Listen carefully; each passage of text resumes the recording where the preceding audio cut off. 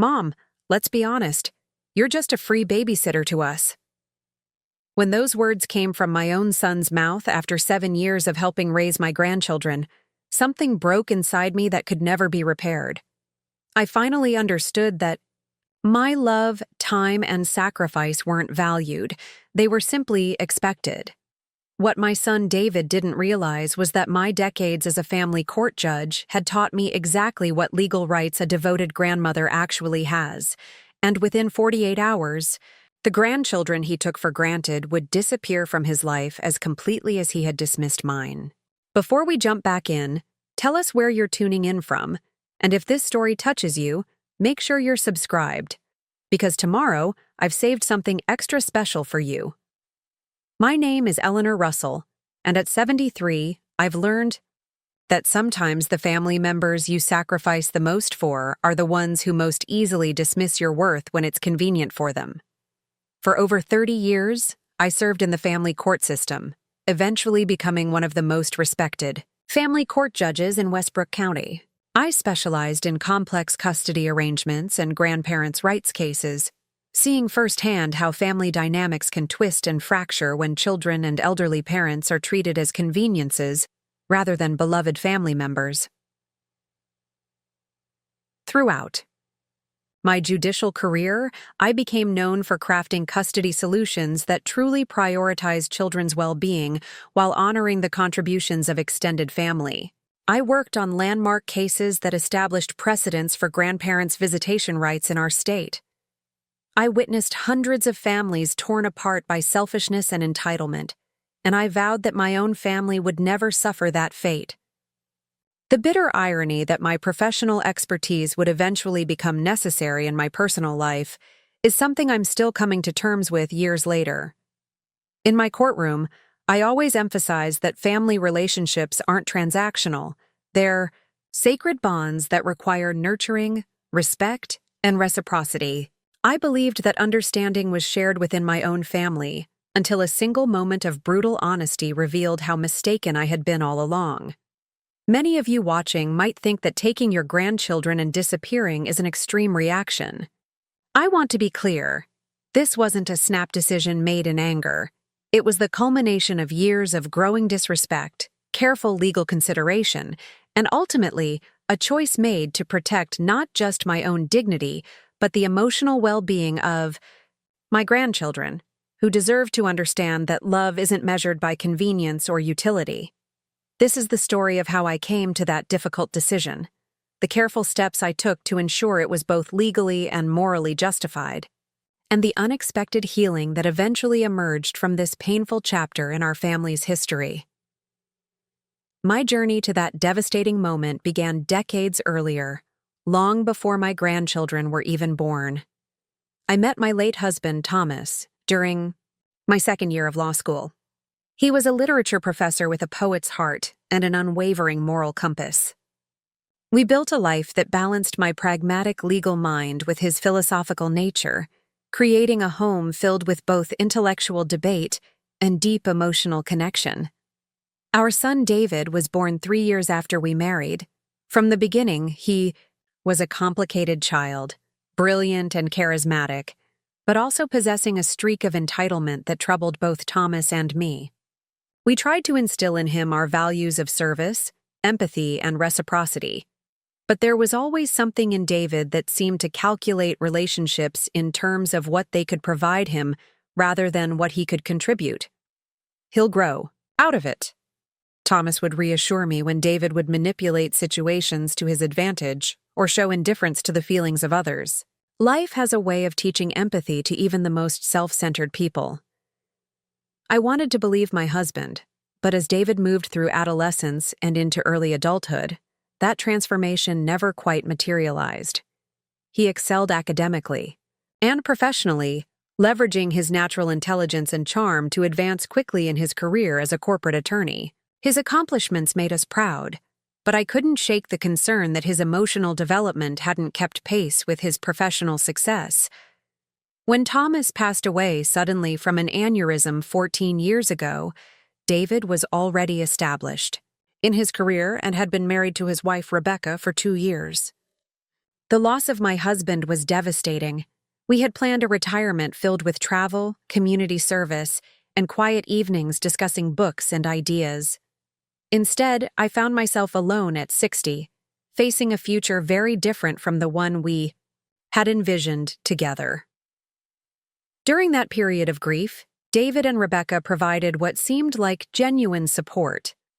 They visited regularly, included me in holidays, and appeared to value my presence in their lives.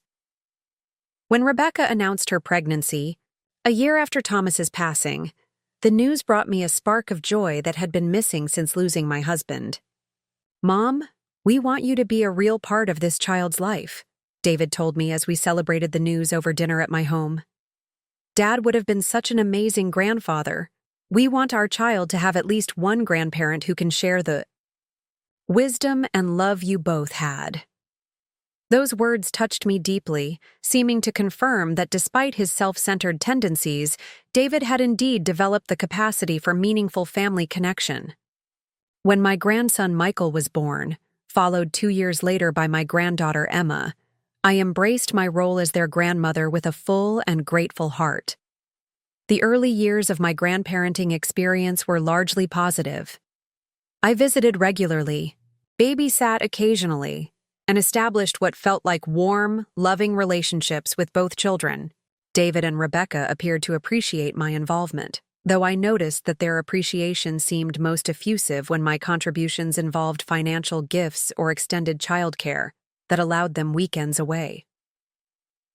The significant shift in our family dynamic began when David received a major promotion that required longer hours, and simultaneously, Rebecca decided to return to her career in pharmaceutical research. They approached me during a Sunday dinner at their home, after the children had been put to bed.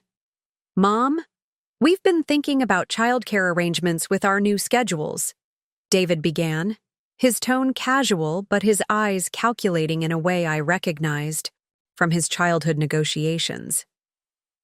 "We know you've mentioned feeling somewhat aimless since retirement, and the children adore you." Rebecca nodded enthusiastically.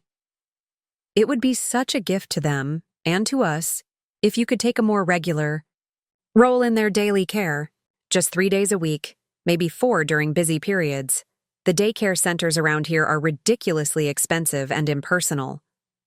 Though presented as a favor I might do for them, I understood immediately that they were actually offering me what they perceived as a gift, regular time with my grandchildren. And in truth, the prospect of spending more consistent time with Michael and Emma was appealing. At 66, I was still active, healthy, and mentally sharp. My social circle had narrowed somewhat after retirement, and the opportunity to pour my energy and love into my grandchildren seemed like a natural evolution of my life's purpose. "I'd be happy to help," I told them, though I did express one reservation. "But I want to make sure we have clear boundaries and expectations. I'm their grandmother, not a nanny or daycare provider. Our relationship needs to remain familial rather than transactional." David and Rebecca exchanged a quick glance before David responded with reassuring confidence. "Of course, Mom. This is about family supporting family.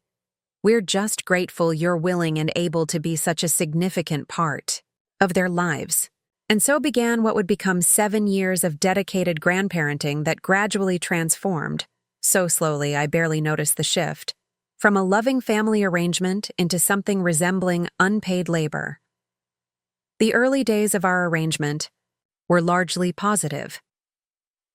I arrived at their home 3 mornings a week at 7:30 a.m., allowing David and Rebecca to leave for their demanding jobs. I prepared the children's breakfast, took Michael to kindergarten and later elementary school, engaged Emma in educational activities at home until she too reached school age, and then managed their after-school time, including homework supervision, extracurricular activities, and dinner preparation before David or Rebecca returned home, usually around 7 p.m. The children thrived under this arrangement, developing the sense of security that comes from consistent, loving care. I established traditions with them: Wednesday, afternoon baking sessions, Friday evening board games, educational weekend outings to museums and historical sites when their parents worked weekends. I read to them nightly, discussed their school experiences, mediated their sibling conflicts, and nursed them through illnesses. What began as 3 days weekly gradually expanded to 4, then often 5 when emergency work situations arose. My scheduled days regularly stretched longer when David or Rebecca were stuck in traffic or had one last meeting that ran late. Weekend childcare requests became more frequent and were framed as personal favors that I could hardly decline, without appearing selfish. "We so rarely get adult time together," Rebecca would explain, when asking me to take the children for yet another weekend. "This conference is really important for David's career," she'd say on other occasions. The explanations were always reasonable, on the surface, but their cumulative effect was to make my life increasingly revolve around their needs and schedules. The financial aspects of our arrangement also shifted subtly over time. Initially, David and Rebecca covered all expenses related to the children's care: food, activities, school supplies. They even insisted on reimbursing my gas expenses for school drop-offs and pickups. But gradually, these reimbursements became less consistent and eventually stopped altogether. "Mom, you're at the grocery store anyway. Could you just pick up what the kids need for the week?" became a regular request without accompanying offers to cover those costs. "We forgot to get cash for Emma's field trip tomorrow. Could you handle it and we'll pay you back?" The promised repayments often never materialized, dismissed with vague references to how much they spent on household expenses that benefited the children during my time with them. 2. Found myself increasingly dipping into my retirement savings to cover expenses related to my grandchildren, not just special treats or gifts, which I was happy to provide, but basic necessities and educational costs that rightfully should have been their parents' responsibility.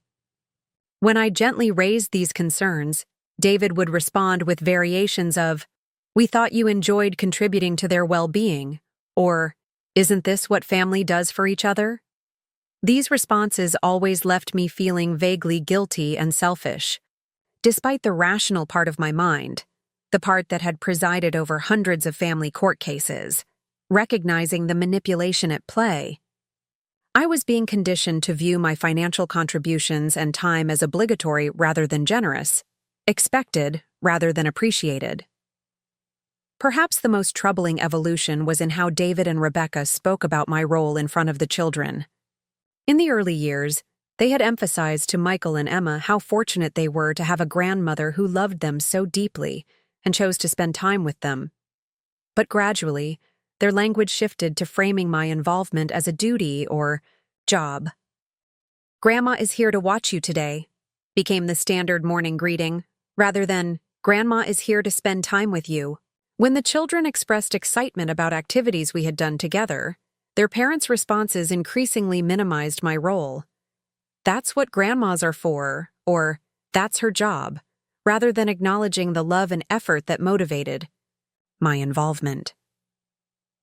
I noticed the children themselves beginning to adopt this perspective, their attitude toward me shifting subtly from delight in our relationship to expectation of my service. "Grandma, you have to help me with this project," 8-year-old Michael once demanded, rather than asking if I would help. When I suggested we bake cookies together, 6-year-old Emma responded, "That's your job, right? To do fun things with us when Mom and Dad are busy?" These moments pierced my heart. Not because I resented caring for my grandchildren, I treasured our time together, but because I saw them being taught to view love as transactional, care as obligatory, and family relationships as based on utility, rather than unconditional connection. They were learning the very lessons I had tried so hard to prevent David from absorbing in his childhood. I made several attempts to address these concerns with David and Rebecca. Each conversation followed a similar pattern.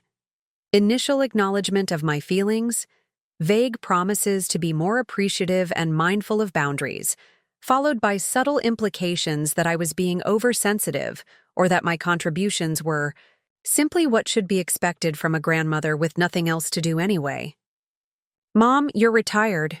It's not like you have pressing commitments, David told me during one such discussion. And honestly, the children are the center of your life now. You've said so yourself. Why would you want to spend less time with them? This masterful inversion, transforming my love for my grandchildren into leverage against my desire for reasonable boundaries, was painfully familiar from the divorce and custody cases I had presided over. It was manipulative and unfair, but crafted in a way that made any objection seem like a rejection of the children themselves, rather than a reasonable request for reciprocity and respect. The situation reached its breaking point on a Thursday evening in March, after I had spent 12 hours with the children because both David and Rebecca were stuck in important meetings. I had canceled my own book club meeting to accommodate their schedule changes, prepared a homemade dinner that awaited their arrival, and helped both children complete science projects due the following day. I was exhausted but fulfilled in the knowledge that I had provided the children stability and support. When David finally arrived home at 8:30 p.m., Rebecca had texted that she would be another hour at least. He barely acknowledged me as he walked through the door, immediately checking his phone messages while absent-mindedly patting Emma's head as she showed him her completed project. "I need to make a work call," he announced, heading toward his home office. "Mom, the kids still need baths before bed. Can you handle that while I deal with this client issue?" Something in his casual assumption of my continued service, without even a perfunctory thank you for the additional hours I had already given, sparked a moment of clarity. I had spent decades in family court advocating for proper recognition of caregiving contributions and appropriate boundaries in family relationships. Yet somehow, I had allowed my own situation to deteriorate into one I would have immediately identified as exploitative had it been presented in my courtroom. "David," I said firmly, "I've been here since 7:30 this morning. I've helped with homework, made dinner, and supported the children through their entire day. I had plans this evening that I canceled to accommodate your schedule changes. I think it's reasonable to expect you to handle bedtime routines now that you're home." He looked up from his phone with an expression of genuine surprise, as though the idea that I might have limits or needs of my own had never occurred to him. That surprise quickly morphed into irritation. "Mom, seriously? You know how demanding my job is. I've been in meetings all day and now have to prepare for tomorrow's presentation. It's not like giving the kids a bath is complicated." "It's not about complexity, David. It's about respect for my time and recognition that I'm not an on-call childcare provider. I'm their grandmother." What happened next is permanently etched in my memory, the moment that crystallized years of subtle disrespect into one devastating revelation. David sighed with exasperation, ran his hand through his hair in a gesture reminiscent of his father, and then looked at me with cold calculation. "Mom, let's be honest. You're just a free babysitter to us. Yes, you're their grandmother, but your primary value in our lives right now is the free childcare. Without that, we'd probably see you on holidays like everyone else does with their parents. These long days watching the kids are the trade-off for being a significant part of their lives. If that arrangement doesn't work for you anymore, we can certainly discuss alternatives." The brutal honesty of his statement struck me physically, like a blow to the chest. In that moment, I saw with perfect clarity what I had allowed our relationship to become: not a mutually respectful family bond, but a one-sided exploitation of my love for my grandchildren. The years of subtle manipulation, gradual boundary erosion, and emotional leverage crystallized into a single, undeniable truth. To my son, I was not a person deserving of dignity and appreciation, but merely a resource to be utilized. What made this revelation even more painful was the casual way he delivered it. Not in a moment of anger where thoughtless words might be excused, but as a calm statement of fact. This was truly how he saw me, how he had come to evaluate my worth in his life. I gathered my purse and coat without responding, needing to escape before my emotions overwhelmed me. As I moved toward the door, David called after me with obvious Annoyance. So you're just leaving? The kids still need baths, Mom. This is exactly the kind of unreliability I'm talking about. I turned back to him, finding a calm clarity amidst my heartbreak. I've been completely reliable for 7 years, David. I've canceled plans, spent my retirement savings, and restructured my entire life around your family's needs. What hasn't been reliable is your and Rebecca's respect for my contributions, or recognition of my worth beyond the services I provide. I bent down to hug my grandchildren, who looked confused and concerned by the tension between their father and me. I love you both so much, I told them softly. Never forget that. As I drove home that evening, tears blurring my vision, the judicial part of my mind was already methodically analyzing options and precedents. I had spent decades championing grandparents' rights in cases where loving grandparents were unfairly separated from their grandchildren due to parental selfishness or manipulation. I had written opinions and established legal frameworks specifically, designed to protect these sacred intergenerational bonds. Now, facing the very situation I had adjudicated so many times from the bench, I began to consider a course of action that would have seemed unthinkable just hours before. If my son viewed me merely as a service provider rather than a vital family member with inherent worth and dignity, then perhaps it was time to show him exactly what losing that service, and the grandmother who provided it, would truly mean. What happened next would shock both my family and our entire community. But before I tell you about the difficult decision I made and how I executed it, I want to be absolutely clear. Every step I took was guided by both legal precedent and genuine concern for my grandchildren's emotional well-being. This wasn't about revenge or punishment. It was about establishing the truth that loving relationships cannot be sustained when one party is consistently devalued and exploited. Sometimes, the most powerful lesson we can teach those who take us for granted is what life looks like in our absence. And sometimes, the most loving thing we can do for our grandchildren is to show them that their grandmother is a person of dignity and worth, not merely a convenience to be utilized and dismissed. That night after leaving David's house, I drove home in a state of emotional turmoil that I hadn't experienced since Thomas's death. The raw honesty of my son's statement, "You're just a free babysitter to us," echoed in my mind, each repetition like a physical blow. By the time I arrived home, however, the judicial part of my brain had begun to assert itself through the fog of hurt and betrayal. I brewed a cup of strong tea, settled at my kitchen table with a legal pad, and began methodically analyzing my situation as I would have approached a complex case in my courtroom. The emotional aspects needed to be acknowledged, but couldn't be allowed to cloud my judgment about the best path forward. First, I considered the facts.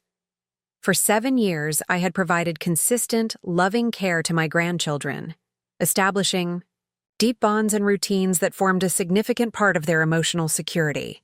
I had been present for milestone moments, school events, illnesses, and everyday joys and sorrows.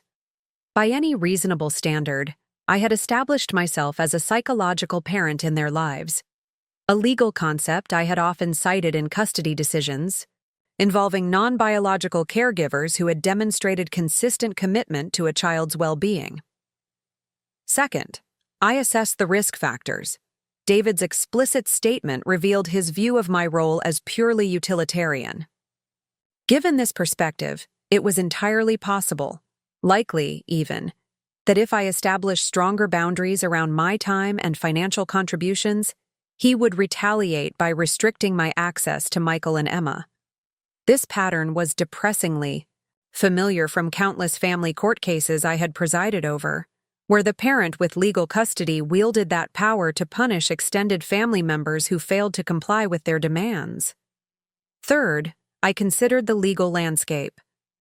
Our state had relatively progressive grandparent visitation laws, thanks in part to precedents I had helped establish during my time on the bench. These laws recognized that in certain circumstances, maintaining relationships with grandparents served children's best interests even against parental wishes. However, these protections typically required lengthy court battles and often favored parents' rights unless extraordinary circumstances could be demonstrated. Finally, and most importantly, I focused on Michael and Emma's well-being. They had come to rely on my presence and love as constants in their lives. An abrupt separation, particularly one framed by their parents as my choice or failure, could cause significant emotional harm. Moreover, the transactional view of relationships they were being taught, that people's worth depended on their utility, was fundamentally damaging to their developing understanding of human connection. As midnight approached, a strategy began taking shape in my mind, one that would leverage my legal knowledge, utilize established precedents regarding psychological parents, and, most crucially, protect my grandchildren from unnecessary trauma while teaching a necessary lesson about respect and reciprocity. The next morning, I made 3 phone calls that would set my plan in motion. The first was to Judge Marianne Hoffman, a former colleague who had taken over many of my cases upon my retirement, and shared my philosophy regarding grandparents' rights. I explained my situation, omitting emotional details and focusing on the legal aspects of psychological parenthood, consistency of care, and potential parental alienation. Eleanor, I can't offer specific legal advice given potential conflicts of interest, Marianne said carefully. But speaking hypothetically, documentation would be crucial in any such situation. Evidence of consistent caregiving, financial contributions, and established routines would create a strong foundation for emergency temporary custody under the psychological parent doctrine, particularly if there were concerns about emotional manipulation or alienation. My second call was to Patricia Winters, a family law attorney who had frequently appeared in my courtroom and specialized in grandparents' rights cases. I scheduled a consultation for that afternoon, explaining only that I needed advice regarding a delicate family situation involving my grandchildren. The third call was to Dr. Lawrence Chen, a child psychologist who had served as an expert witness in numerous custody cases over which I had presided. His insights into children's emotional needs during family conflicts were always thoughtful and child-centered rather than ideologically driven. Sudden separation from a consistent caregiver can be traumatic, Dr. Chen confirmed when I outlined the situation in general terms during our phone conversation. But equally damaging is witnessing that caregiver being devalued or mistreated by other family members. Children internalize these dynamics and often come to believe that conditional love is normal or that their own worth depends on their usefulness to others.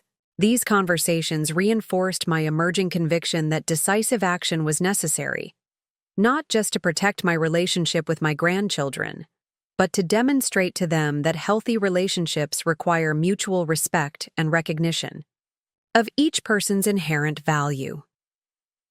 During my afternoon meeting with Patricia Winters, I laid out the full situation, including David's explicit statement and the years of gradual boundary erosion that had preceded it. Judge Russell, Eleanor, she corrected herself, acknowledging our new relationship as attorney and client rather than judge and counsel. What you're describing is a textbook case of familial exploitation disguised as normal grandparenting. Your consistent care has clearly established you as a psychological parent under the Mullins versus Harrington standard that you yourself helped establish. She pulled several files from her cabinet, opening them to reveal precedent cases with fact patterns similar to mine. There's a strong legal foundation for what I believe you're considering: temporary emergency custody to prevent immediate harm through separation, followed by court-ordered mediation to establish appropriate boundaries and recognition of your role. Would the fact that I'm planning this proactively rather than reactively create legal complications? I asked, getting to the heart of what concerned me most. Patricia considered this carefully.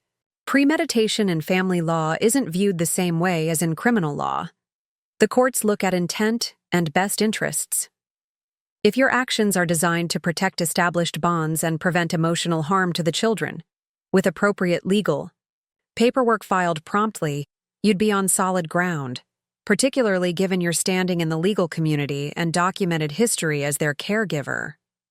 Over the next week, I meticulously prepared while maintaining my normal caregiving routine with Michael and Emma. I gathered financial records documenting my contributions to their care, created a detailed log of my childcare hours over the previous 6 months, collected school records listing me as an authorized guardian, and compiled photographs and videos demonstrating our close relationship and established routines. Working with Patricia, I prepared emergency custody paperwork ready to be filed the moment my plan was executed. We crafted it carefully to emphasize the psychological parent doctrine, the consistent care I had provided, and the explicit threat to that relationship represented by David's statement about my role being limited to babysitting services. I also prepared detailed documentation of age-appropriate activities, educational plans, and therapy arrangements to demonstrate that my temporary custody would provide stability and support rather than disruption. This wasn't about separating the children from their parents, but about establishing that my relationship with them had independent value and deserved legal protection. 2 critical elements remained: deciding where we would go during this period of disappearance and determining how to explain the situation to Michael and Emma in a way that wouldn't damage their relationship with their parents or cause them unnecessary anxiety. For the location, I chose a lakeside cabin owned by my late sister in Pinewood County, about 3 hours from our city, but still within our state's jurisdiction. The property was held in a trust not easily connected to me through basic searches, providing privacy without actual concealment. I had visited there with the children several times in previous summers, so it represented a familiar, positive environment rather than a strange hiding place. The conversation with Michael and Emma required the most careful planning. Following Dr. Chen's advice, I prepared to frame the situation as a special grandma vacation, during which we would also be working through some grown-up misunderstandings with their parents. The key was to assure them this was temporary, that their parents knew where they were, which would be true, as I planned to inform David immediately after securing legal protection, and that everyone was working together to make their family relationships healthier. The opportunity to implement my plan arose naturally the following Friday, when Rebecca called to ask if I could take the children for the weekend while she and David attended a legal conference in the city.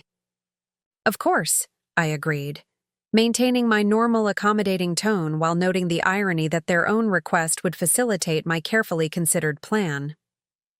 When I arrived to pick up the children Friday afternoon, David was already gone, and Rebecca was rushing to finish packing. She handed me an overnight bag for the children that was woefully inadequate, missing Emma's favorite stuffed animal and Michael's medication for seasonal allergies. "I've been swamped preparing for this conference," she explained dismissively. When I pointed out these oversights, "You know where everything is in the house. Just get whatever else they need." This casual assumption of my familiarity with their home and children's needs, the very familiarity established through years of dedicated caregiving, would now serve a purpose she hadn't anticipated. After gathering the children's essential items, including medication, comfort objects, and appropriate clothing, I left a note on the kitchen counter with deliberately vague wording. "Taking the kids for a special weekend. We'll be in touch about our return." It was truthful if incomplete, providing no actionable information, but also avoiding any statements that could later be construed as deceptive. As we drove toward my home, I explained to Michael and Emma that I had a surprise planned. "Remember that beautiful lake house where we went swimming last summer? The one that belonged to your great-aunt Judith? We're going to spend a special week there while some grown-up things get sorted out." "What grown-up things?" Michael asked. Always, the more analytical and questioning of the two. I chose my words carefully. "Your dad and I had a disagreement about how we treat each other in our family. We need some time to work through it properly, with help from people who understand family relationships. During that time, you'll be with me at the lake, where you can still do your schoolwork online and have some special grandma time." "Are Mom and Dad mad?" Emma asked, her voice small with concern. "They might be confused or upset at first," I acknowledged honestly. "But they'll know exactly where you are and that you're safe with me. This isn't about keeping you from them. It's about making sure everyone in our family understands how to respect each other properly." This approach, recommended by Dr. Chen, acknowledged potential parental emotions without demonizing David and Rebecca, while still validating the legitimacy of my actions. It was truthful without being traumatizing, age-appropriate without being deceptive. We stopped at my house only long enough to collect the bags I had packed discreetly over the previous days, containing not just my own necessities but educational materials, games, and activities I had selected to maintain normalcy for the children during this transitional period. Before departing for the lake house, I made a final call to Patricia, confirming our plan was in motion. She would file the emergency custody paperwork first thing Monday morning, establishing legal protection before David and Rebecca returned from their conference. The timing was deliberately chosen to minimize the period during which I would have the children without formal legal documentation, while still ensuring the paperwork would be filed before any potential confrontation. The 3-hour drive to the lake house was filled with the children's excited chatter about swimming, hiking, and the other activities they remembered from previous visits. Neither showed any distress or anxiety about the unusual circumstances, a testament to the secure attachment we had formed through years of consistent care. To them, time with Grandma was inherently safe and positive, regardless of the setting or circumstances. We arrived at the cabin shortly after sunset, the lake a silver mirror reflecting the emerging stars. As I helped the children settle into the cozy bedrooms they had used during previous visits, I felt a profound sense of both purpose and peace. This wasn't an abduction or alienation. It was a necessary recalibration of family dynamics that had slowly warped into exploitation disguised as normal intergenerational support. After the children were asleep, I sent a carefully worded text message to both David and Rebecca from a prepaid phone I had purchased specifically for this purpose. "Michael and Emma are safe with me at a secure location. Legal paperwork for temporary emergency custody will be filed Monday morning under the psychological parent doctrine. This is not an abduction, but a necessary pause to address the exploitative dynamics in our relationship. A family court mediator will contact you next week to begin the process of establishing appropriate boundaries and expectations before the children return. Please use this time for reflection rather than anger." I then turned off the phone, knowing that their initial reaction would likely be furious and accusatory.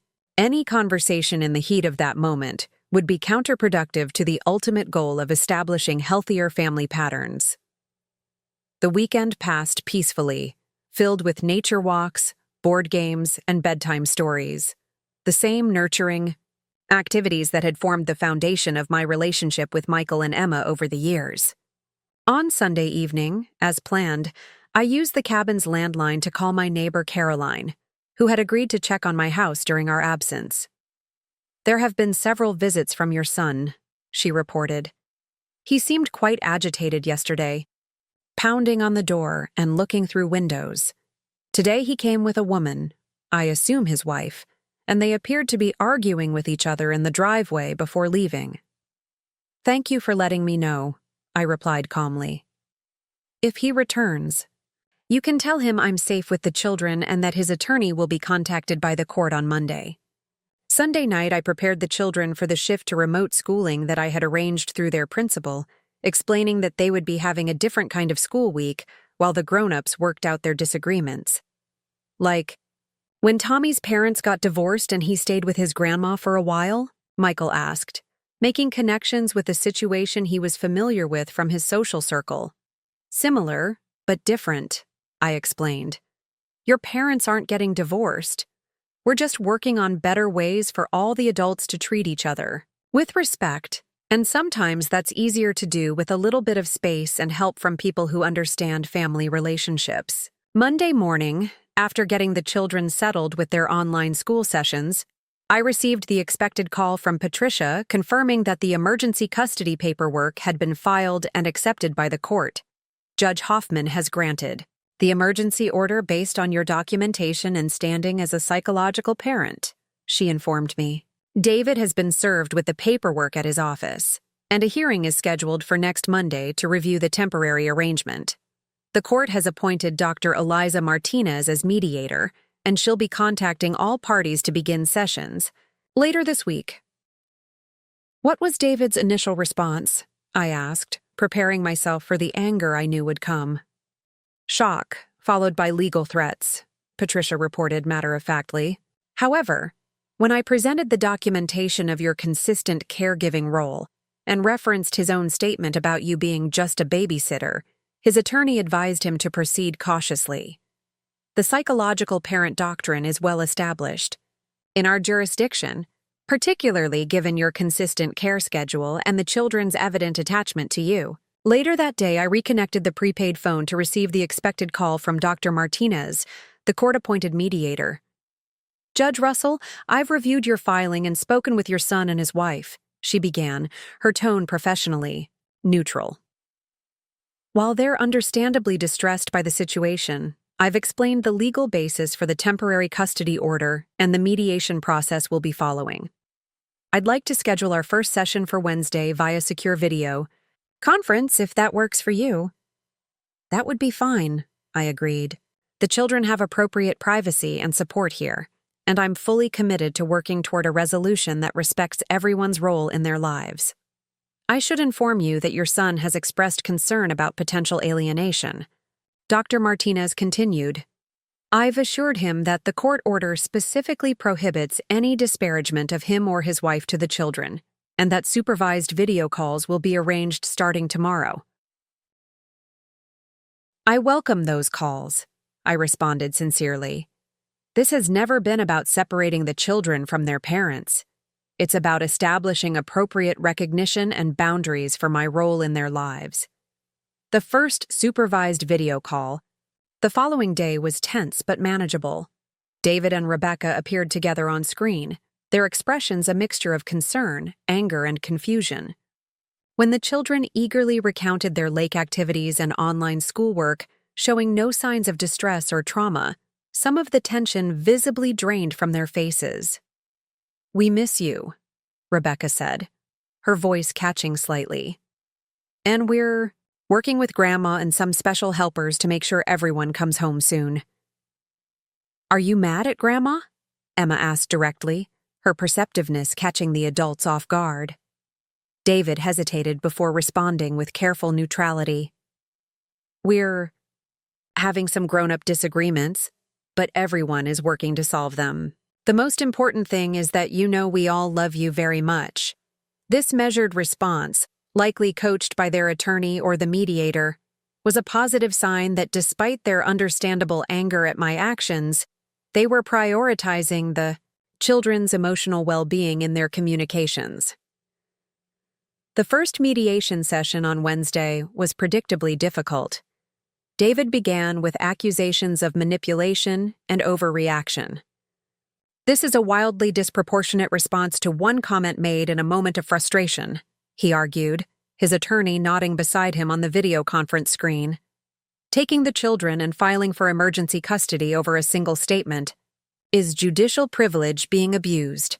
Dr. Martinez calmly redirected the conversation. Judge Russell's filing cites not just the specific statement, but 7 years of gradually increasing caregiving responsibilities without corresponding recognition or respect. Let's focus on the pattern rather than the single triggering incident. Over 3 hours of facilitated discussion, the mediator skillfully guided us through the evolution of our family dynamics.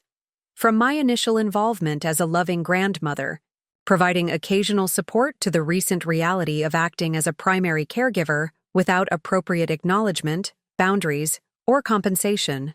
What's notable in reviewing the documentation Dr. Martinez observed, is that Judge Russell provided over 30 hours of childcare weekly for the past 4 years, contributed financially to educational expenses and basic necessities, and restructured her entire personal schedule around your family's needs, all while being increasingly reframed as a service provider rather than a family member deserving of reciprocal consideration.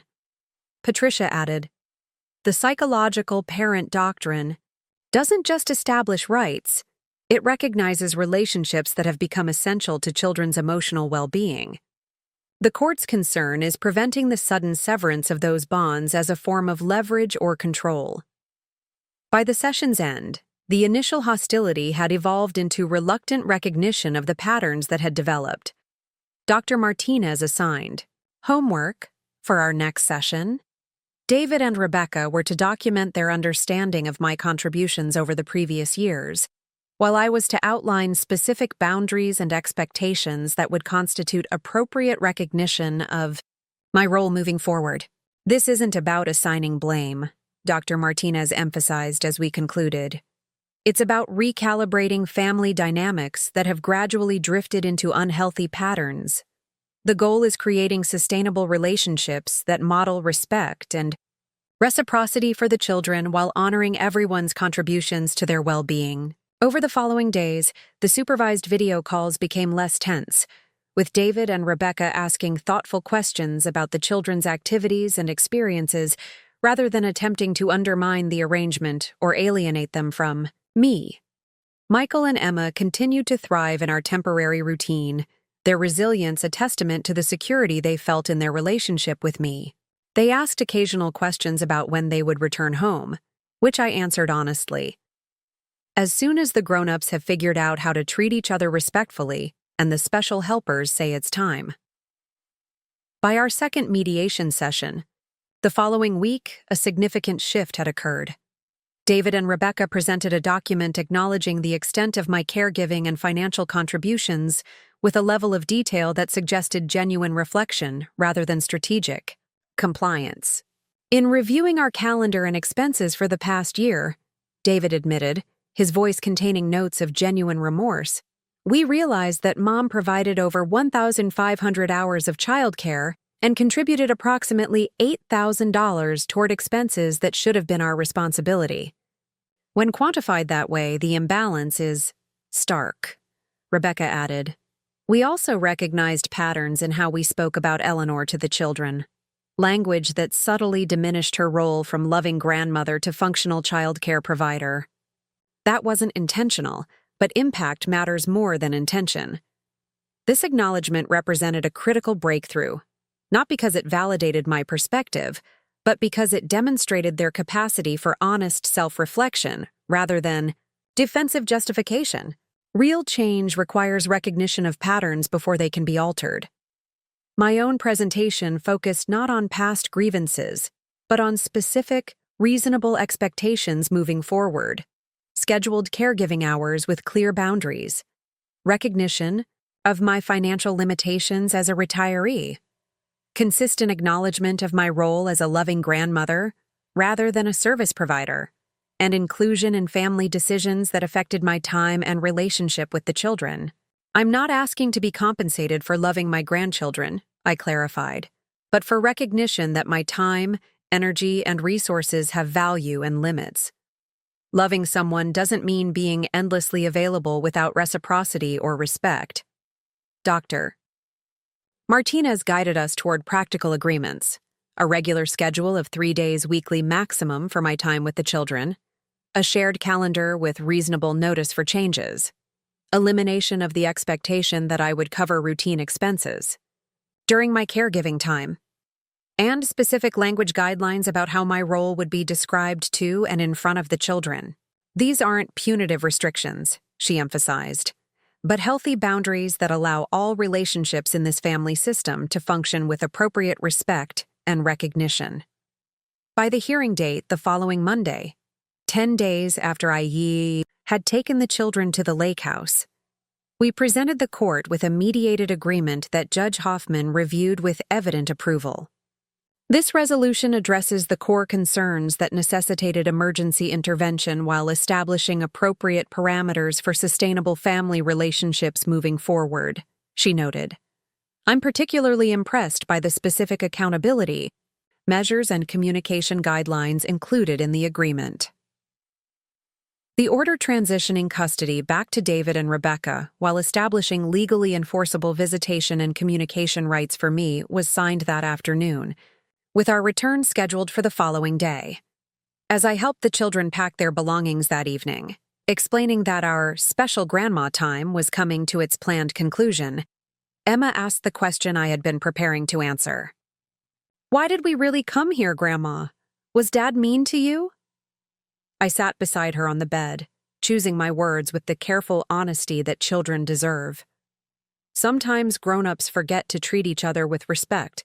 When that happens, it's important to remind them that everyone deserves to be valued for who they are, not just what they do for others. This time away helped your parents remember that I'm not just someone who watches you. I'm your grandmother who loves you for exactly who you are, not what you can do for me. "Is that why Dad called you a babysitter?" Michael asked from the doorway, proving once again that children absorb far more than adults realize. "Yes," I acknowledged simply. "But we've all talked about it now, and everyone understands that families need to treat each other with respect and appreciation."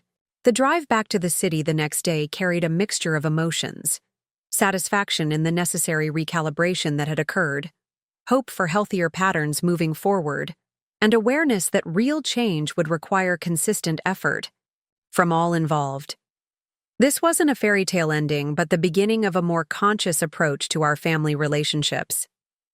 David and Rebecca were waiting at their home when we arrived, their expressions containing complex combinations of relief, lingering resentment, and newfound respect. The children ran to embrace them with the natural enthusiasm of secure attachments temporarily stretched, but not damaged by our special vacation.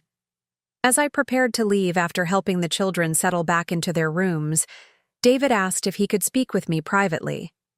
In the kitchen, away from Rebecca and the children, he struggled visibly with words that didn't come easily to him. "What you did was extreme," he began, "but I understand now why you felt it was necessary." He paused, seeming to wrestle with pride before continuing. "I'm sorry for what I said about you being just a babysitter. It was cruel and untrue, and it reflected patterns I didn't even recognize until they were laid out so explicitly during mediation." The apology wasn't perfect, starting with criticism of my actions rather than full accountability for his, but it represented significant growth for someone who had rarely acknowledged wrongdoing or personal responsibility. "Thank you for that," I responded simply. "All I've ever wanted is to be recognized as someone whose time, feelings, and contributions matter, not just as a resource to be utilized." The mediator helped me see how much I've become like my father's side of the family, he admitted quietly. The transactional approach to relationships, the assumption that love means unlimited availability without reciprocity. It's not how you and Dad raised me, but it's the pattern I fell into anyway. This insight, connecting his behavior to intergenerational patterns rather than isolated choices, suggested a depth of reflection that gave me hope for lasting change rather than temporary compliance. As I drove home that evening to my quiet house, I felt neither triumphant nor defeated, but something more nuanced, cautiously optimistic about the recalibration we had begun. The temporary separations, my disappearance with the children and the subsequent mediated reunification, had created space for necessary perspective and growth. More importantly, Michael and Emma had witnessed something essential. Their grandmother, modeling the truth that love doesn't require endless self-sacrifice or erasure of personal boundaries. They had seen that even those who care for others deserve to be valued for who they are, not merely what they provide. That lesson, that healthy love requires mutual respect rather than exploitation disguised as familial obligation, was perhaps the most valuable inheritance I could offer them, worth far more than any financial provision or practical support. In the months that followed, our new boundaries were tested repeatedly as old patterns attempted to reassert themselves.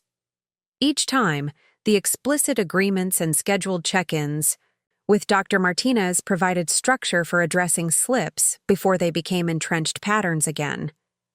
The process wasn't perfect, but it was intentional and progressive rather than unconscious and regressive. My relationship with my grandchildren flourished under the new arrangement, not despite the clearer boundaries, but because of them. The 3 days weekly I spent with them were now characterized by quality connection rather than exhaustion or resentment, allowing me to be fully present during our time together. More significantly, David and Rebecca began demonstrating consistent recognition of my personhood beyond my functional role in their lives, acknowledging my birthday and personal milestones, inquiring about my interests outside of childcare, and making space for my needs within our family system.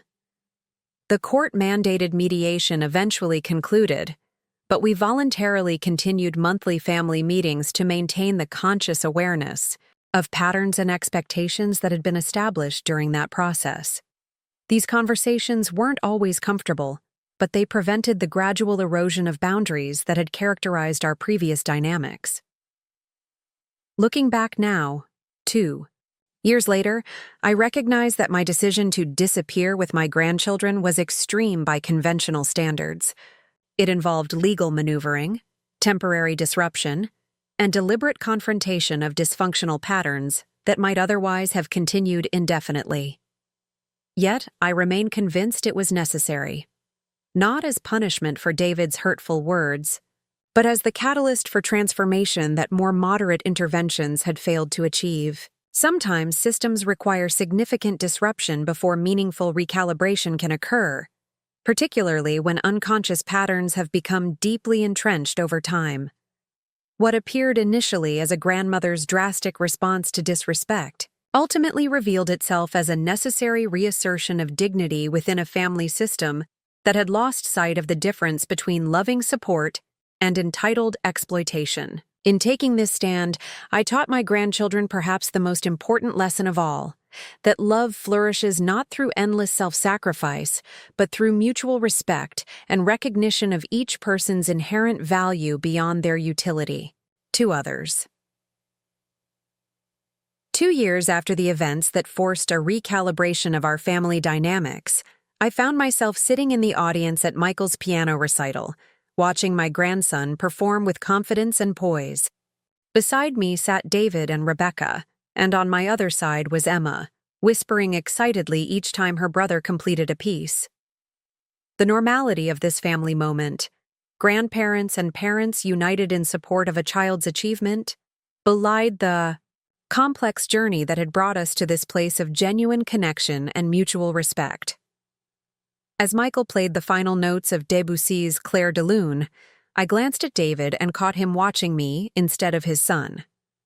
He gave me a small smile of acknowledgement, not the performative appreciation that had characterized our interactions before our family crisis, but something more authentic, recognition of my presence as a person of value rather than merely a supportive function in their lives. That moment encapsulated the transformation our family had undergone, from relationships built on utility and expectation to connections grounded in genuine respect and reciprocity. The path to this new equilibrium hadn't been smooth or simple, but it had been necessary and ultimately healing for all involved. After the immediate resolution of our crisis, the court-approved agreement, the return from the lake house, the establishment of clear boundaries and expectations, came the more challenging work of sustaining these changes through daily interactions and inevitable tests of our new parameters. The first major test occurred approximately 3 months after our return, when Rebecca's mother was hospitalized with pneumonia in Arizona. The situation required Rebecca to travel immediately, leaving David to manage work commitments and childcare alone. "Mom, I know this is last minute, but could you possibly take the kids for the next few days?" he asked over the phone, his voice tight with stress. "Rebecca needs to fly out tonight, and I have court appearances that can't be rescheduled." Before our family recalibration, this request would have been framed as an expectation rather than a question, with implicit pressure to comply regardless of my own plans or needs. The difference in approach was subtle but significant. He was asking rather than assuming, acknowledging that my time was mine to give rather than his to claim. "I have a dental procedure scheduled for tomorrow morning," I replied honestly, "but I could pick the kids up from school afterward and keep them through the weekend." In the momentary silence that followed, I recognized the old pattern attempting to reassert itself. His unspoken expectation that I would simply cancel my appointment to accommodate their needs. But then I heard something remarkable, an adjustment in real time. "Of course you need to keep your appointment," he said, his tone shifting from tight expectation to genuine consideration. "Let me see if I can arrange for a colleague to cover my morning court appearance. If not, perhaps Rebecca's assistant could watch the kids until you're available. What time do you think you'd be able to pick them up?" This negotiation, acknowledging my needs while seeking collaborative solutions rather than simply expecting accommodation, represented real growth in our family system. It wasn't perfect, but it was progress. Recognition that my time and commitments had legitimate value, not secondary to their convenience. Similar moments of testing and adjustment occurred regularly during those first 6 months. Old patterns of communication and expectation would emerge, be recognized, sometimes immediately, sometimes after reflection or discussion, and then be consciously reformed into healthier alternatives. Our monthly family meetings, which had continued voluntarily after the court-mandated mediation concluded, provided crucial structure for addressing these challenges before they could reestablish problematic dynamics. I noticed that when you dropped the children off last weekend, you mentioned 3 times that you'd taken them off our hands for the day, I observed during one such meeting. That phrasing frames my time with them as a service to you rather than a relationship that has independent value. Rather than becoming defensive, David acknowledged the pattern. "You're right. I didn't realize I was doing that. It's leftover language from how I used to think about our arrangement." These conversations weren't always comfortable, but they were essential to maintaining the conscious awareness that prevented backsliding into exploitation disguised as normal family support. The most profound changes, however, occurred not in the practical arrangements of time and responsibilities, but in the quality of our connections. With clear boundaries established and consistently respected, I found myself able to be emotionally present with my grandchildren in ways that chronic overextension had previously made difficult. When Emma struggled with a challenging math concept, I could focus entirely on guiding her through it rather than simultaneously preparing dinner, managing household tasks, and watching the clock for her parents' delayed return.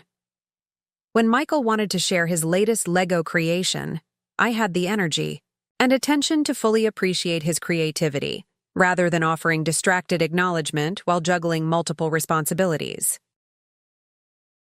This quality of presence, the ability to be fully engaged rather than perpetually stretched beyond reasonable capacity, transformed my relationship with my grandchildren from one of functional caregiving to genuine connection. The distinction might have seemed subtle to outside observers, but to those of us living within the relationship, it was profound. The children themselves began to demonstrate more authentic appreciation for our time together, not because they were coached to perform gratitude, but because they genuinely valued the quality of attention and connection that our recalibrated relationship made possible. "I like Grandma days better now," Emma observed candidly one afternoon as we worked on a puzzle together. "You're not tired and grumpy like before." Her innocent observation highlighted a truth that adults had overlooked. Children perceive the emotional quality of caregiving, not just its functional adequacy. My previous overextension had affected not only my well-being, but the experience I was providing for my grandchildren, a reality obscured by the assumption that more time automatically equals better relationships. Perhaps the most significant evidence of healing came from David, whose personal growth surprised me with its depth and consistency. During one of our regular coffee meetings, a new tradition established after our family crisis to maintain our own relationship independent of the grandchildren, he shared an insight that revealed how thoroughly he had reflected on our family. Patterns. "I've been thinking about why I fell into treating you as a resource rather than a person," he said, stirring his coffee thoughtfully. "Part of it was simple self-interest and convenience, but there was something deeper that the mediator helped me recognize." He explained that through individual therapy, which he had begun voluntarily after our family crisis, he had identified patterns from his father's family that had unconsciously influenced his approach to relationships. Dad's parents were deeply generous but kept meticulous mental ledgers of everything they gave or did for family members. Their support always came with invisible strings attached, expectations of gratitude, compliance, or reciprocal benefits. Dad rejected that approach consciously, but I think I absorbed it anyway, particularly after he died and couldn't counterbalance those influences. This insight, connecting his behavior to intergenerational patterns rather than isolated choices, suggested a depth of reflection that gave me hope for lasting change rather than temporary compliance with court-ordered parameters. "The most troubling part," he continued, "is realizing I was teaching Michael and Emma the same transactional approach to relationships. When I called you just a babysitter, I wasn't just diminishing you. I was teaching them that people's value depends on their utility rather than their inherent worth." His willingness to acknowledge not just the immediate harm to me, but the potential long-term damage to his children's understanding of human connection demonstrated genuine growth rather than strategic appeasement. Rebecca's evolution was slower and less introspective, but nonetheless real. Her approach remained more practical than philosophical, focused on maintaining clear schedules and expectations rather than exploring the emotional dimensions of our recalibrated relationships. Yet even this represented significant progress from her previous assumption that my time and resources were endlessly available without acknowledgement or reciprocity. "I've set up a dedicated calendar for family schedules," she announced during one of our monthly meetings, displaying a color-coded system on her tablet. "Eleanor's regular days with the children are blocked in green. Potential schedule changes are marked in yellow at least a week in advance for discussion. And emergency situations are tracked so we can ensure they remain exceptions rather than becoming patterns." While less emotionally resonant than David's insights, Rebecca's practical approach to maintaining appropriate boundaries reflected her recognition of the issues that had precipitated our family crisis. Different personalities heal and grow in different ways. What mattered was the consistent respect for established parameters, not the specific form that respect took. The children's response to our family's transformation was both heartening and occasionally challenging. They had absorbed more of the previous dysfunctional dynamics than any of us had realized, requiring patient reorientation to healthier patterns of interaction and expectation. "But Grandma always does our science projects," Michael protested, when David informed him that they would be working on his school assignment together rather than defaulting to my assistance during my next scheduled day with the children. "Grandma helps with many things because she loves you," David explained carefully, "but she's not responsible for your schoolwork. That's primarily my and Mom's job as your parents. Grandma spends time with you because of your relationship with her, not because she's obligated to handle our parental responsibilities." These moments of recalibration weren't always smooth, but they were essential to establishing healthier understanding of family roles and responsibilities. The children needed to unlearn the implicit message they had absorbed, that their grandmother's value was measured by her functional utility rather than her inherent worth as a person who loved them. Approximately 8 months after our family crisis and subsequent healing process began, an unexpected situation arose that demonstrated how thoroughly our dynamics had transformed. Rebecca received a significant promotion that required extensive travel for the first 6 months as she established new department protocols across multiple locations. In our previous family system, this situation would have automatically triggered increased demands on my time without corresponding recognition or consideration. The expectation of accommodation would have been implicit and unquestioned, my own needs or preferences rendered invisible by familial obligation. Instead, David and Rebecca called a special family meeting to discuss the situation before making any decisions or assumptions. This opportunity is important for Rebecca's career, David explained, but it would require significant adjustments to our family schedule for approximately 6 months. Before making any decisions, we wanted to discuss how this might affect everyone, including you, Mom. Rebecca outlined the travel requirements and potential childcare needs, emphasizing that they were exploring multiple options rather than assuming my automatic availability. We're considering a part-time nanny, adjusting David's work schedule, and potentially having my mother visit for extended periods from Arizona. We wanted to include you in this discussion because any changes would affect your time with the children. 2.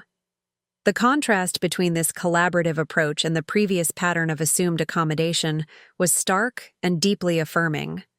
My input was being sought as a valued family member with legitimate needs and boundaries, not as a convenient resource to be utilized without consideration. After thoughtful discussion, we developed a plan that balanced everyone's needs. I would maintain my regular 3 days weekly with the children, providing stability during a period of transition. A part-time nanny would cover additional care needs. David would adjust his court schedule to be home earlier 2 days weekly. And Rebecca's mother would visit for 2 extended periods during school breaks. This solution, reached through respectful negotiation rather than assumed obligation, demonstrated how thoroughly our family system had healed from its previous dysfunction. My boundaries were acknowledged without resentment. My relationship with the children was recognized as having independent value beyond functional childcare, and the responsibility for family logistics was appropriately centered on the parents, rather than defaulting to grandparental accommodation. As Rebecca's travel schedule unfolded over the following months, our carefully constructed plan was tested repeatedly by inevitable complications and adjustments. Unlike our previous patterns, however, these challenges were addressed collaboratively, with explicit recognition of everyone's needs and contributions, rather than implicit expectations of sacrifice from certain family members to benefit others. When the nanny resigned unexpectedly midway through the arrangement, the crisis was managed through open communication and shared responsibility rather than automatic assumption that I would fill the gap. When Rebecca's mother's visit was cut short by her own health concerns, alternative solutions were developed collectively rather than defaulting to increased demands on my time and energy. This consistent respect for established boundaries, even under significant stress, confirmed that our family's transformation was substantial and sustainable, rather than merely performance for court-mandated oversight or temporary adjustment to avoid consequences. The most meaningful evidence of healing, however, came from the children themselves. Freed from the implicit burden of measuring their grandmother's worth by her utility, they developed more authentic appreciation for our relationship based on connection rather than service. "I made this for you," Emma announced one afternoon, presenting me with a carefully crafted card decorated with intricate drawings and heartfelt words. Unlike the obligatory thank you notes that had previously been prompted by her parents after I had provided some service or financial contribution, this was a spontaneous expression of genuine affection. "I just wanted you to know you're the best grandma because you listen to me and understand me," she explained simply. "Not because you do things for us." This distinction, appreciating relationship quality rather than functional utility, represented exactly the transformation our family crisis had been designed to achieve. Emma was learning to value people for their inherent worth rather than their usefulness, a fundamental shift in perspective that would serve her well throughout life. Michael's evolving understanding manifested differently but equally meaningfully. During one of our regular outings, a nature walk we both enjoyed, he asked a question that revealed how deeply he had processed the changes in our family dynamics. "Mom and Dad said you took us to the lake house that time because they weren't treating you with respect," he said, his 10-year-old face serious with concentration. What does that mean exactly? I considered carefully how to explain complex relationship dynamics in age-appropriate terms without villainizing his parents or oversimplifying important concepts. Respect means recognizing that each person has value just because they're a person, not just because of what they do for others, I explained. Sometimes in families, people forget that and start thinking some family members are only valuable because of how they help or what they provide. Like, when Dad called you just a babysitter? He asked perceptively. Yes, exactly like that, I acknowledged. That statement suggested I was only valuable because of the childcare I provided, not because I'm a whole person with feelings and needs of my own. He thought about this for several moments before responding with remarkable insight for his age. So you took us away not to be mean to Mom and Dad, but to remind them that you're a real person, not just someone who watches us. That's very well put, I affirmed, touched by his understanding. And it wasn't just for me. It was for you and Emma, too. For us? He asked, puzzled. Yes, because I wanted you to grow up understanding that people should be valued for who they are, not just what they do for us.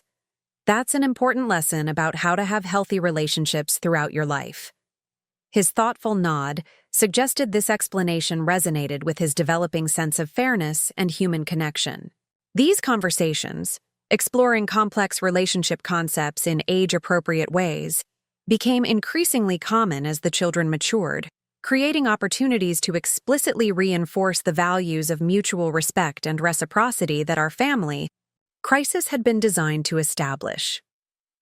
3 years after David's devastating statement and my subsequent actions to recalibrate our family dynamics, we faced another significant transition. David received an offer for a prestigious position in another state 3 hours away by car. This geographic separation would necessarily change the practical arrangements of our family connections, requiring thoughtful consideration of how to maintain meaningful relationships despite increased distance. In our previous family system, this situation would likely have generated either unilateral decisions made without consideration of my relationship with the grandchildren or manipulative pressure to relocate regardless of my own life circumstances and needs. The expectation of accommodation would have been implicit and absolute.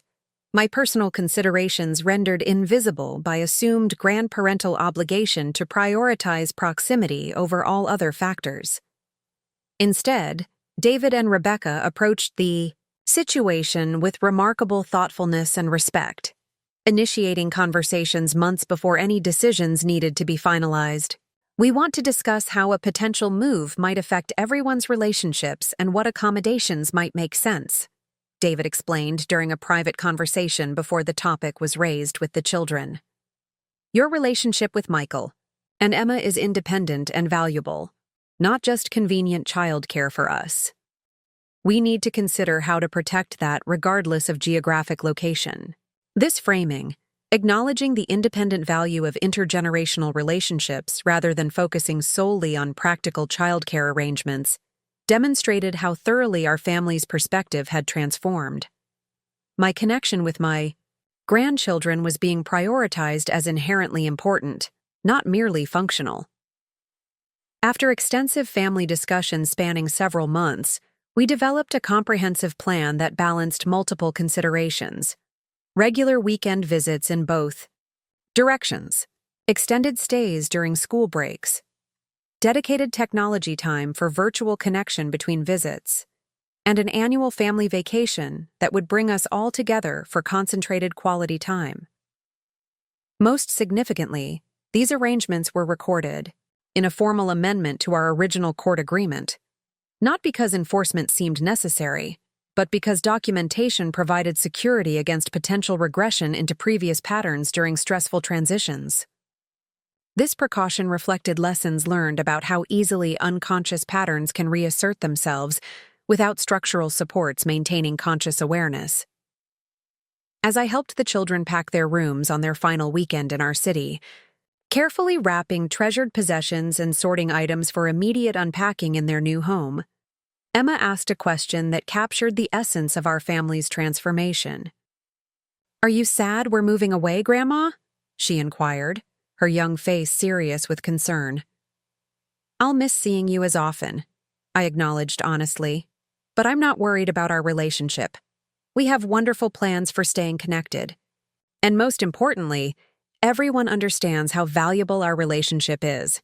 Not because I do things for you, but because we love each other." She nodded, satisfied with this explanation, and returned to carefully wrapping her collection of special rocks and shells. Many gathered during our time at the lake house during that pivotal family transition 3 years earlier. As I watched I reflected on the journey our family had undertaken, from dysfunction disguised as normal intergenerational support to authentic connection grounded in mutual respect and recognition. The path had been neither easy nor straightforward, requiring legal intervention, professional mediation, and consistent reinforcement of newly established parameters and expectations. Yet the results justified every difficult conversation, every uncomfortable confrontation, every moment of standing firm in the face of resistance to necessary change. My grandchildren were growing up with an essential understanding that had nearly been lost in our previous family system: that human worth isn't measured by utility or function, but by inherent dignity deserving of respect regardless of practical contribution. This understanding, that healthy love requires mutual recognition of personhood rather than exploitation disguised as familial obligation, represents perhaps the most valuable inheritance I could possibly offer them, worth far more than any financial provision or practical support I might have provided uncritically at the expense of this crucial lesson. Looking back now, 5 years after the crisis that catalyzed our family's transformation, I recognize that my decision to disappear with my grandchildren was extreme by conventional standards. It involved legal maneuvering, temporary disruption, and deliberate confrontation of dysfunctional patterns that might otherwise have continued indefinitely. Yet I remain absolutely convinced it was necessary, not as punishment for David's hurtful words, but as the catalyst for transformation that more moderate interventions had failed to achieve. Sometimes systems require significant disruption before meaningful recalibration can occur, particularly when unconscious patterns have become deeply entrenched over time. My judicial career had shown me countless families trapped in cycles of exploitation and resentment, lacking either the perspective to recognize unhealthy dynamics or the courage to disrupt them through decisive action. Having spent decades guiding others through family conflict resolution, I refused to accept for my own family what I would have immediately identified as dysfunction had it appeared in my courtroom. The temporary separation, taking the children to the lake house while establishing legal protections and mandatory mediation, wasn't about revenge or punishment, but about creating the conditions necessary for genuine transformation. The psychological distance provided space for reflection that proximity had prevented. The legal framework ensured that reflection produced concrete changes rather than merely temporary performance of remorse. Most importantly, the entire process demonstrated to my grandchildren that boundaries aren't selfish or unloving, but essential components of healthy relationships. They witnessed their grandmother modeling self-respect alongside deep love for them, refusing to accept devaluation while simultaneously committing to continued presence in their lives under more appropriate conditions. This lesson, that saying no to exploitation doesn't mean saying no to relationship, may ultimately prove their most valuable inheritance from me. In a world that often confuses self-sacrifice with love, particularly for women and especially for grandmothers, they've seen firsthand that genuine connection requires mutual respect rather than one-sided accommodation.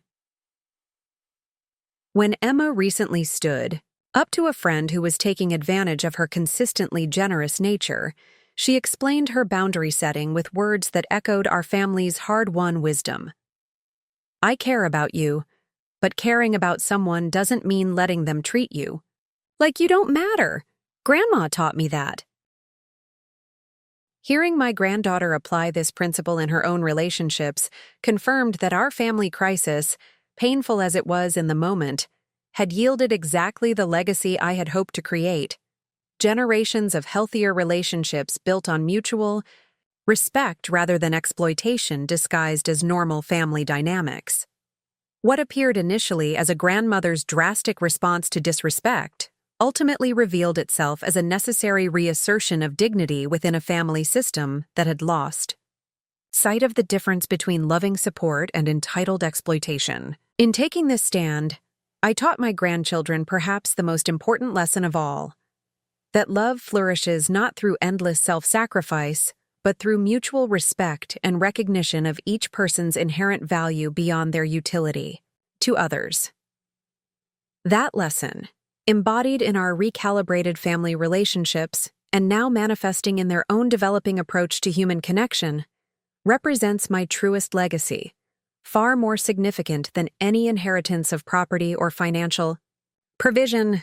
It is the foundation upon which they will build their own families one day, carrying forward the hard-won wisdom that transformed our broken patterns into genuine healing. 10 years after the watershed moment when my son called me just a babysitter, I found myself sitting in the front row of a high school auditorium, watching my granddaughter Emma deliver her valedictorian speech. Now 16, she stood tall and confident at the podium, her poise belying the nervous excitement I knew she felt about addressing such a large audience.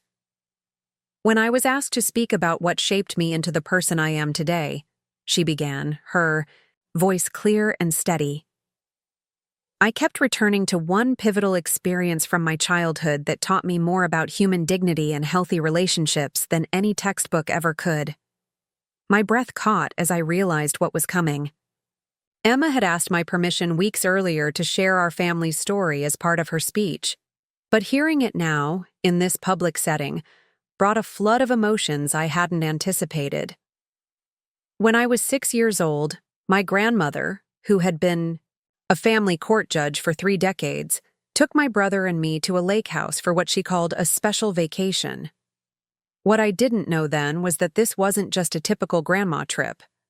It was a carefully considered legal intervention designed to reset dysfunctional family dynamics that had slowly transformed her role from beloved grandmother to undervalued service provider.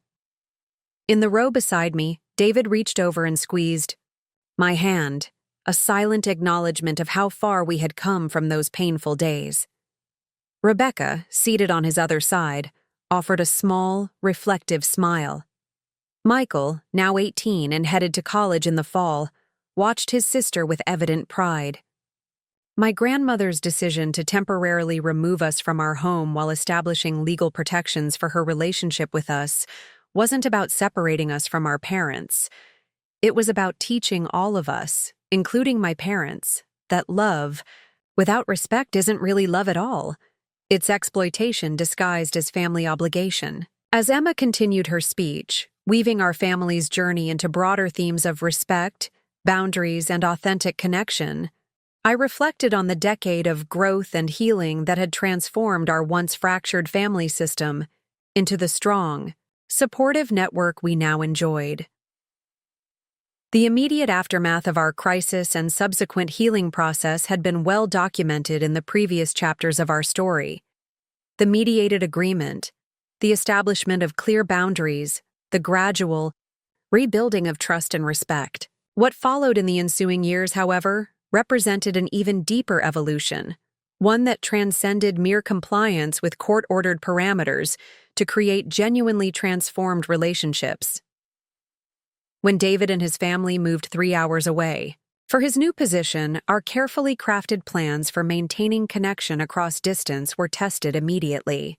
The first few months required consistent effort from all of us: scheduled weekend visits, regular video calls, detailed coordination of school breaks and holidays. What emerged from this effort, however, was something I hadn't fully anticipated: relationships based on quality rather than quantity, intentional connection rather than assumed availability. Our time together became more purposeful, with activities and conversations designed to deepen connection rather than merely fill hours. The children's weekend visits to my home evolved from routine childcare arrangements to eagerly anticipated special time with focused attention and shared interests. My visits to their new community became opportunities for them to proudly introduce me to their expanding world, new friends, favorite locations, developing passions. The geographic separation that might once have threatened our connection, instead, strengthened it by necessitating conscious intention rather than passive proximity. Each visit, each call, each shared experience required deliberate choice and effort, reinforcing the message that relationships thrive through active nurturing rather than convenient circumstance. This lesson, that meaningful connection requires intention rather than merely shared space, proved invaluable as the children entered adolescence, that challenging period when young people naturally begin distancing themselves from family bonds while establishing independent identities. Unlike many grandparents who found themselves steadily marginalized during this developmental stage, I remained a significant presence in their lives precisely because our relationship had never been based on convenience or default availability. When 13-year-old Michael struggled with increasing academic pressure and social anxiety, he sought me out directly rather than having his concerns filtered through his parents. During one of his weekend visits, he confided feelings and fears he hadn't yet shared with David or Rebecca. "I can talk to you differently," he explained when I asked why he had chosen me for these confidences. "Mom and Dad try to fix everything immediately. You listen first, then help me figure out what I think before suggesting what to do." This distinction, being valued for my approach and wisdom rather than practical problem-solving, represented exactly the shift in relationship quality that our family crisis had been designed to achieve. I wasn't merely a convenient resource, but a trusted confidant with unique contribution to his development and well-being. Similarly, when Emma navigated the complicated social dynamics of early adolescence, our relationship provided stable ground. Amid the shifting terrain of peer relationships and identity formation, during weekend visits and extended summer stays, we engaged in both everyday activities and deeper conversations about values, relationships, and personal boundaries. "My friends don't understand why I like spending time with my grandmother," she confided during one such conversation when she was 14. "They see grandparents as boring obligations, not people you actually want to be around." "Why do you think our relationship is different?" I asked, genuinely curious about her perspective. Her response demonstrated remarkable insight for her age. "Because you've always treated me like a real person, not just a kid to be managed. And because you showed me that respect matters in every relationship, even in families where people think love should excuse bad treatment." This awareness, that familial love doesn't justify disrespect or boundary violations, represented the core lesson of our family's transformation, now being integrated into her developing understanding of healthy relationships across all contexts. David's evolution during this period continued to surprise and move me. The initial changes sparked by our family crisis, acknowledgement of exploitative patterns, establishment of appropriate boundaries, recognition of my personhood beyond functional contribution, deepened into genuine respect for my wisdom and experience beyond my role as his mother or his children's grandmother. When he faced ethical dilemmas in his legal practice, he began consulting me not out of obligation, but from genuine valuation of my judicial perspective and moral reasoning. When confronting parenting challenges as the children entered adolescence, he sought my input as a thoughtful co-contributor to their development, rather than a convenient source of childcare or financial support. Most significantly, he began explicitly acknowledging my influence on his professional success and personal growth, not through performative gratitude, but genuine recognition. During a challenging custody case that tested his ethical boundaries, he called specifically to thank me for modeling principled decision-making throughout his childhood. "I keep thinking about how you approached complex cases with both compassion and clarity," he told me. "Even when I was pushing against your boundaries as a teenager, I was watching how you balanced empathy with necessary structure. That's serving me well now as I navigate this difficult situation. This recognition, acknowledging my influence on his values and professional approach rather than merely practical support, reflected exactly the shift from transactional appreciation to genuine respect that our family crisis had been designed to establish. Rebecca's evolution took a different but equally meaningful path.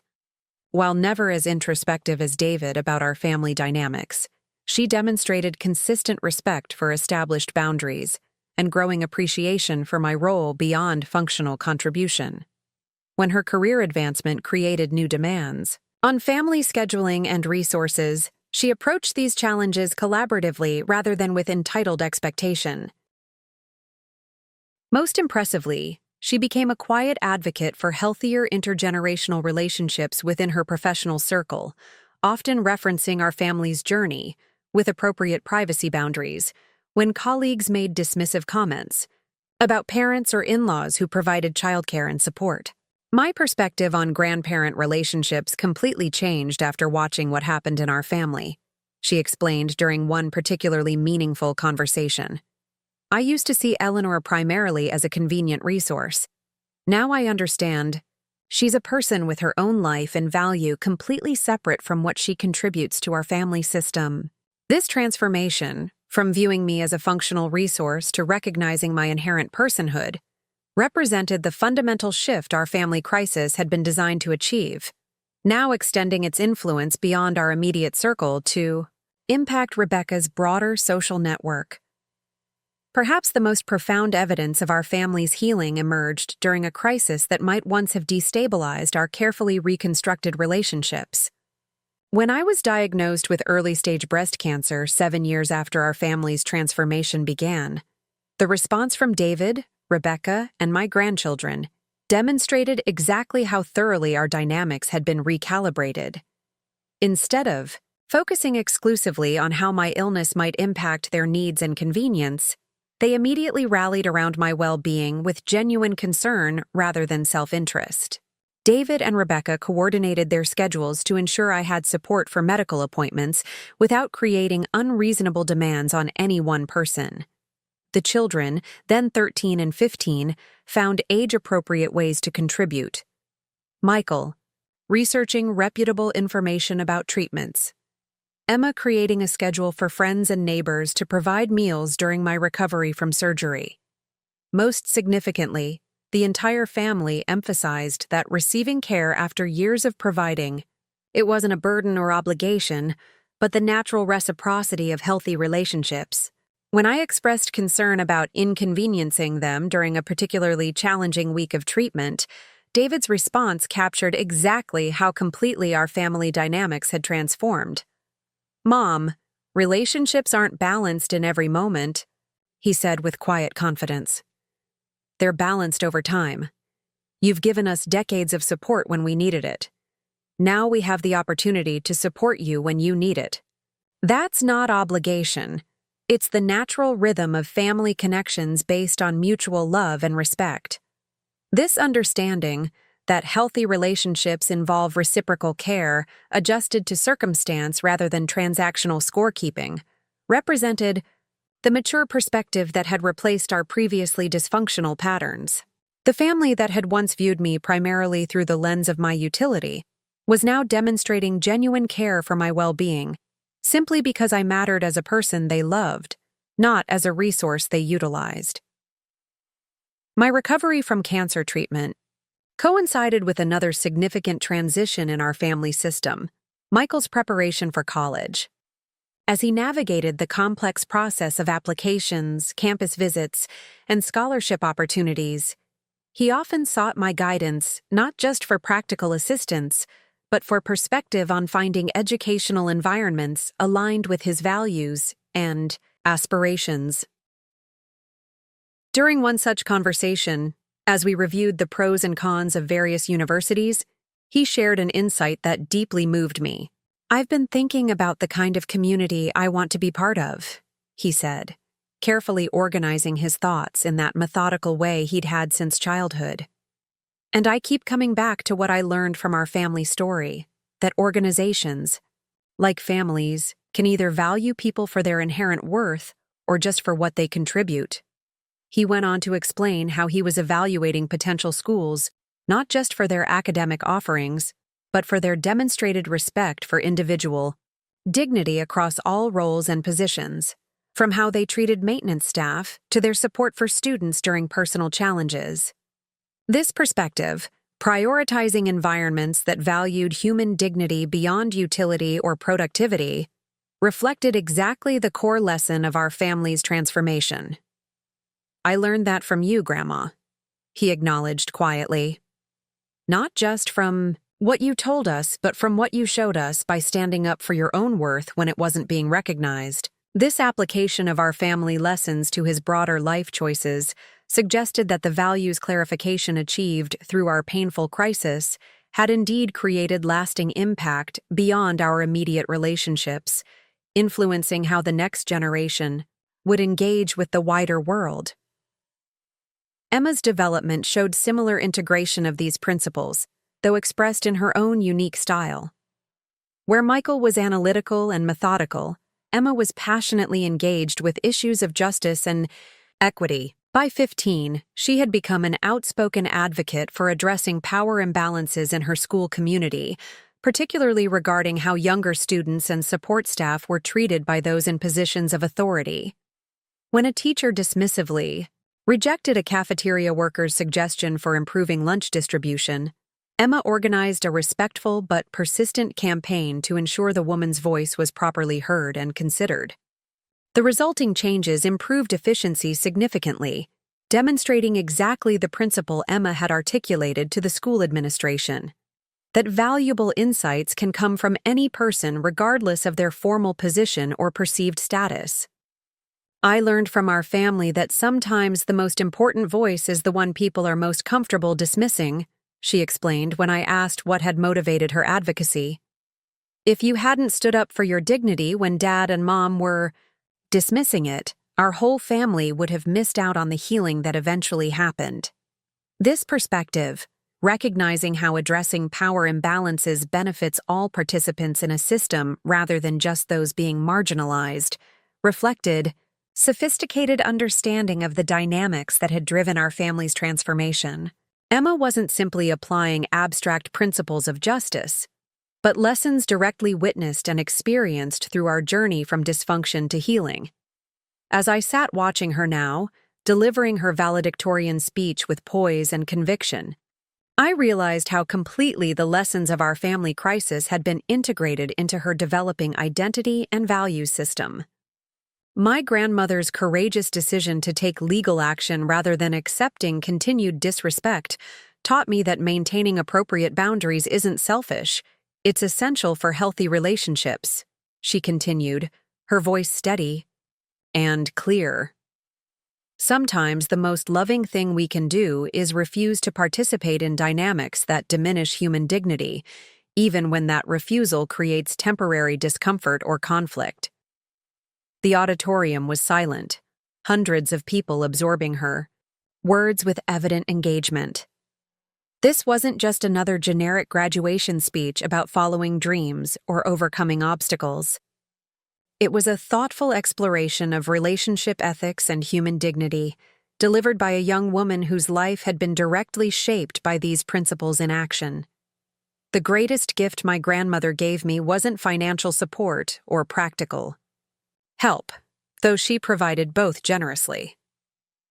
It was the living demonstration that love flourishes through mutual respect, not endless self-sacrifice. That maintaining your boundaries and dignity doesn't mean loving less. It means loving more authentically. As Emma concluded her speech to enthusiastic applause, I felt a profound sense of completion. The difficult decision I had made 10 years earlier, to temporarily remove my grandchildren while establishing legal protections for our relationship, had borne fruit beyond anything I could have anticipated. What began as necessary intervention in dysfunctional patterns had evolved into a legacy of wisdom about healthy relationships that would extend far beyond my lifetime. At the reception following the ceremony, countless parents approached to compliment Emma's speech and, by extension, the family values it reflected. One father, his expression thoughtful and somewhat troubled, asked if he might speak with me privately for a moment. "My mother has been our family's primary childcare provider for years," he confided once we had stepped away from the crowd.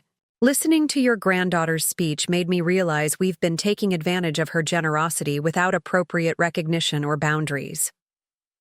I'm wondering if you might recommend resources for addressing these patterns before they damage our relationship further."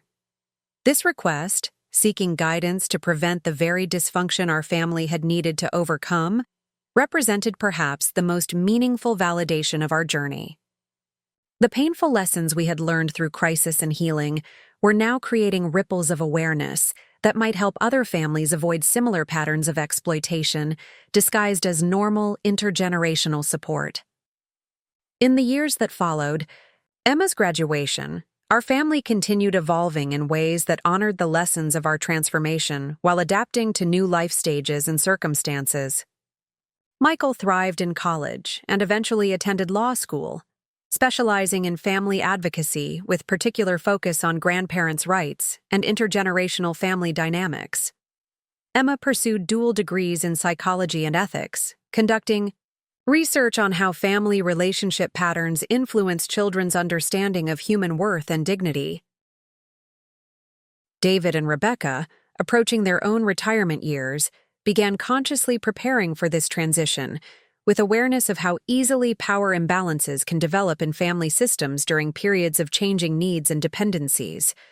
They established clear expectations and boundaries regarding potential future caregiving, determined not to replicate with their adult children the dysfunctional patterns they had enacted with me.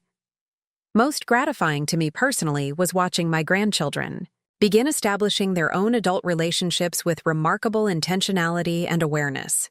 When Michael became serious about his partner, he approached their relationship with conscious attention to mutual respect and appropriate boundaries, discussing expectations explicitly rather than allowing unconscious patterns to establish themselves. By default, "We're talking about everything up front," he explained during one of our regular conversations.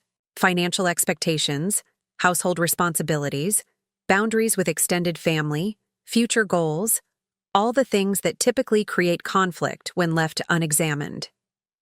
This approach, preventative clarity rather than reactive crisis management, represented exactly the mature perspective our family's transformation had been designed to establish. Rather than repeating intergenerational patterns of unconscious exploitation, he was consciously creating relationship structures based on mutual respect and explicit acknowledgement of each person's inherent value. Similarly, when Emma navigated her first serious relationship in college, she demonstrated remarkable clarity about her boundaries and expectations regarding respect and reciprocity. When the relationship eventually ended, her assessment of what had occurred reflected sophisticated understanding of healthy relationship dynamics. "He wasn't a bad person," she explained thoughtfully, "but he consistently prioritized his needs and convenience over mine while expecting accommodation of his preferences as proof of my commitment. That's not a pattern I'm willing to accept in my life after watching what you went through, Grandma." This discernment, recognizing and rejecting subtle patterns of entitlement early rather than allowing them to become entrenched, suggested she had thoroughly internalized the lessons of our family's transformation. The boundaries I had needed legal intervention to establish, she was confidently maintaining through personal choice and clear communication. As I enter my 80s, now 15 years removed from the crisis that transformed our family dynamics, I find myself reflecting on legacy in its deepest sense. The material resources I will eventually leave my children and grandchildren seem almost inconsequential compared to the inheritance of wisdom about human dignity and healthy relationships that our family journey has established. This legacy, the understanding that love flourishes through mutual respect rather than exploitation disguised as familial obligation, has already demonstrated its value in my grandchildren's developing lives and relationships. It has influenced their educational and career choices, shaped their approach to intimate partnerships, and guided their engagement with broader social systems and power structures. Most significantly, It has inoculated them against the unconscious replication of dysfunctional patterns that might otherwise have continued through generations. The exploitative dynamics that emerged between David and me, despite my conscious rejection of similar patterns from my husband's family, have been thoroughly identified, examined, and transformed in ways that make their unconscious transmission to the next generation highly unlikely. This disruption of intergenerational dysfunction represents perhaps the most meaningful achievement of my life, more significant than any legal precedent established during my judicial career or financial security created through prudent planning. In taking the difficult but necessary step of disappearing with my grandchildren to establish appropriate boundaries and recognition, I created the conditions for healing that will continue bearing fruit long after I am gone. Emma's concluding words from her valedictorian speech still resonate as the perfect summation of this legacy. My grandmother taught me that sometimes the bravest, most loving thing we can do is establish clear boundaries around how we allow ourselves to be treated, not from anger or resentment, but from the deep understanding that only relationships founded on mutual respect can truly flourish and endure. As I watched both my grandchildren become thoughtful, boundary-respecting adults establishing healthy relationships across all contexts, I knew with absolute certainty that every difficult moment of our family crisis and subsequent healing had been not just justified, but essential. What appeared initially as a grandmother's drastic response to disrespect ultimately revealed itself as a necessary reassertion of dignity within a family system that had lost sight of the difference between loving support and entitled exploitation.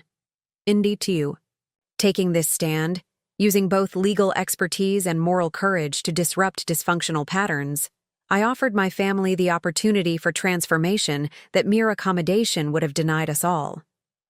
The temporary discomfort and conflict created by my decisive action ultimately yielded the greatest gift possible: generations of healthier relationships built on genuine respect rather than exploitation disguised as normal family dynamics.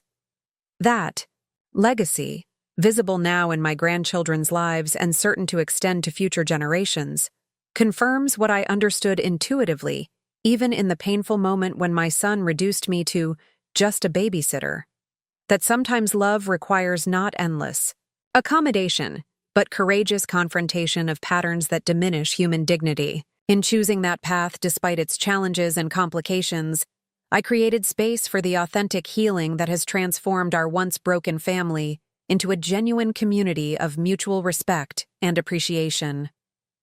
As I conclude this account of our family's journey from dysfunction to healing, I offer it not as self-justification, but as potential illumination for others navigating similar challenges in their own family systems. The patterns that developed in our relationships, gradual erosion of boundaries, increasing exploitation disguised as normal family support, devaluation of personhood in favor of function, are depressingly common, particularly for grandmothers, and especially for women who have dedicated their lives to caregiving roles. If my story serves as catalyst for even one family to recognize and address these patterns before they require drastic intervention, then sharing these painful and private experiences will have been worthwhile. The understanding that love flourishes through mutual respect rather than self-erasure isn't just a lesson for my grandchildren, but a truth that deserves wider recognition in our cultural understanding of family relationships across generations.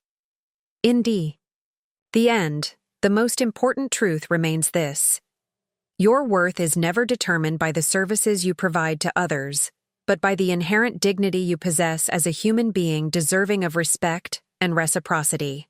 That principle, lived rather than merely stated, transforms families from systems of exploitation into communities of genuine connection, a legacy worth whatever temporary discomfort or conflict its establishment might require.